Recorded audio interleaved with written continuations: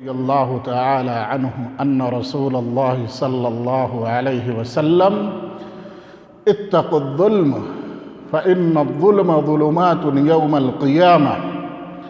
حضرت جابر رضی اللہ تعالی عنہ فرماتے ہیں کہ آپ صلی اللہ علیہ وسلم نے فرمایا، ظلم کرنے سے بچو کیونکہ ظلم قیامت کے دن اندھیروں کا باعث ہوگا۔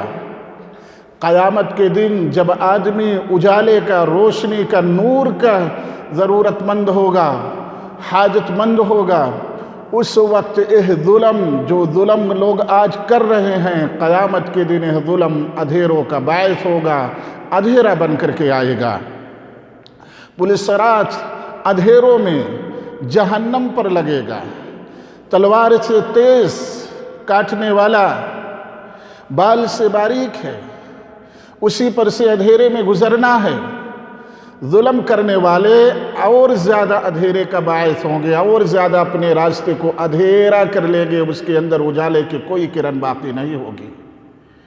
اس پلسرات پر جب اجالے کی ضرورت ہوگی، خیر خواہی کرنے والے کے راستے میں اجالا ہوگا، نماز ادا کرنے والے کے راستے میں اجالا ہوگا، تلاوت کرنے والے کے لیے اجالا ہوگا، روزہ رکھنے والے کے لیے اجالا ہوگا، لیکن ظلم کرنے والے کے لیے اندھیروں کا باعث بنے گا۔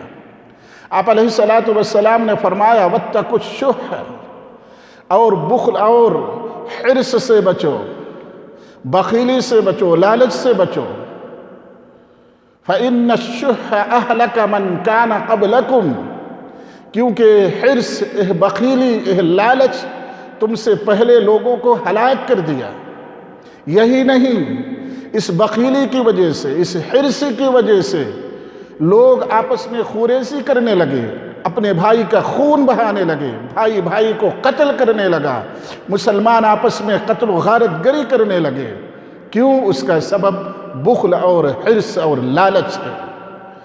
یہی نہیں، آپ علیہ السلام فرماتے ہیں، حملہم علی ان سفکوا دماءہم، آپس میں ایک دوسرے کا خون بہانے لگے، واستحلوا محارمہم، اس حرص، لالچ اور بخل کی وجہ سے لوگوں نے اللہ کی حرام کردہ چیزوں کو حلال سمجھ لیا۔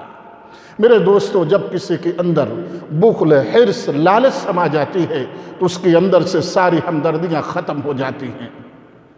وہ غریب کو غریب نہیں سمجھتا، حاجت مند کے حاجت کو نہیں سمجھ پاتا، اپنے بھائی کو بھائی نہیں سمجھتا ہے، اپنے خاندان کو خاندان نہیں سمجھتا، کیونکہ اس کے اندر صرف زیادتی کی حرص ہے، لالچ ہے، بخیلی ہے۔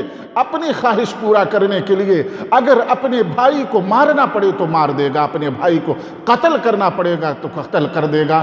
آج یہ چیزیں دیکھو، اپنے علاقے میں موجود ہیں، گھروں میں موجود ہیں۔ میرے دوستو، یہی نہیں، حریص، لالچی شخص، بخیل شخص اپنی خواہش کو پورا کرنے کے لیے اللہ نے جس کو حرام کر دیا ہے، قرآن و سنت میں حرام ہے، سنتا ہے، سمجھتا ہے، بوجھتا ہے، لیکن پھر بھی اپنے حرص اور لالچ کی وجہ سے اس کو حلال سمجھ لیتا ہے، ایسا کرتا ہے جیسے کہ وہ حلال ہو، اس کے اندر کوئی قباحت ہی نہیں ہے۔ میرے دوستو، اللہ تعالیٰ سے دعا کرو کہ آپ کو ظلم سے بچائے۔ میرے دوستو، ظلم سے باز آ جاؤ، کسی بھی قسم کا ظلم نہ کرو، کیونکہ یہ قیامت کے دن اندھیروں کا باعث بنے گا۔